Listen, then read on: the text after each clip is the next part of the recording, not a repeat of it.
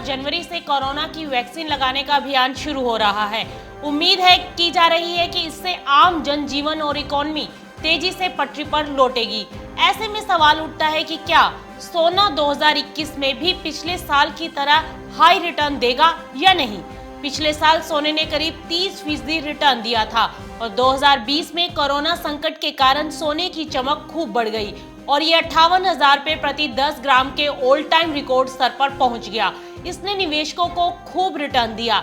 वहीं महामारी के कारण दुनिया भर में छाई आर्थिक सुस्ती और सिस्टम में सरप्लस लिक्विडिटी से सोने में खूब उछाल देखने को मिला।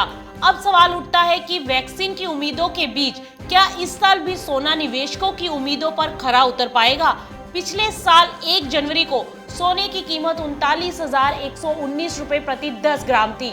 अगस्त में ये 58,000 रुपए के ऑल टाइम हाई स्तर पर पहुंच गया, लेकिन उसके बाद इसमें गिरावट आई और 31 दिसंबर को इसकी कीमत 50,123 रुपए देखने को मिली। इसका मतलब ये हुआ कि इस साल की शुरुआत में 100 ग्राम सोना 3,91,000 रुपए में खरीदा गया, जिसने उसे एक साल में 1,10,000 रुपए का प्रॉफिट आया। इंटरनेशनल मार्केट में सोना अगस्त में करीब $2,080 प्रति औंस के भाव पहुंच गया था और अब ये एक बार फिर से गिरकर $1,840 के आसपास कारोबार करता दिखाई दे रहा है। सोने की कीमत पिछले कुछ सालों से लगातार बढ़ती दिखाई दी है और 2020 में कोविड-19 महामारी के कारण इसमें जबरदस्त उछाल आया। 2019 में इसमें 22% की तेजी देखने को मिली है, जबकि 2020 में ये 28% उछला है।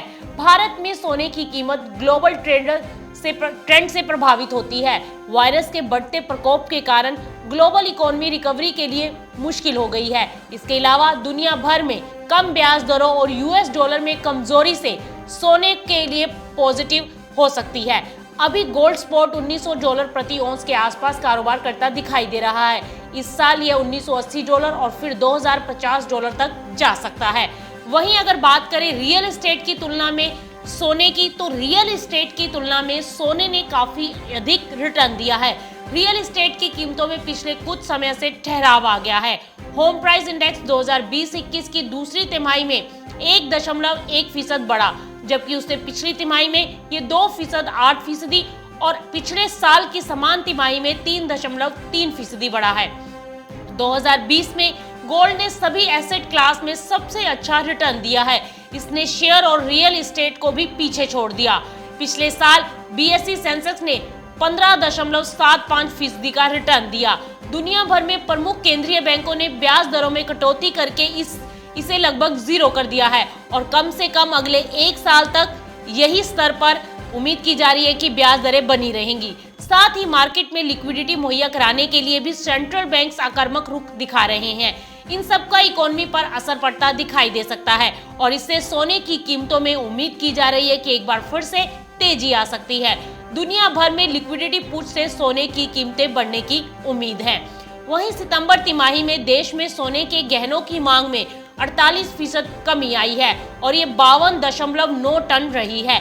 पिछले साल समान तिमाही में ये 101.6 टन थी। कीमतों में बढ़ोतरी और लॉकडाउन के कारण सोने का गहनों की मांग प्रभावित हुई है। हालांकि तीसरी तिमाही में कुल निवेश मांग 52% बढ़कर 33.8% रही, जो 2019 की समान तिमाही में 22.3 टन थी।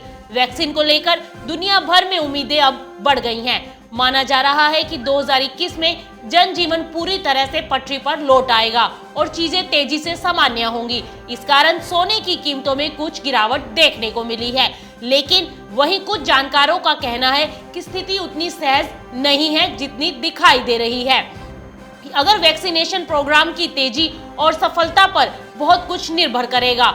अगर इसमें कुछ भी दिक्कत होती है तो इससे सोने की कीमतों में वापस से तेजी आ जाएगी और अगर वैक्सीनेशन के रिजल्ट्स अच्छे रहते हैं तो सोने की कीमतें कुछ समय तक दबाव में रह सकती हैं। Bureau report, market times TV.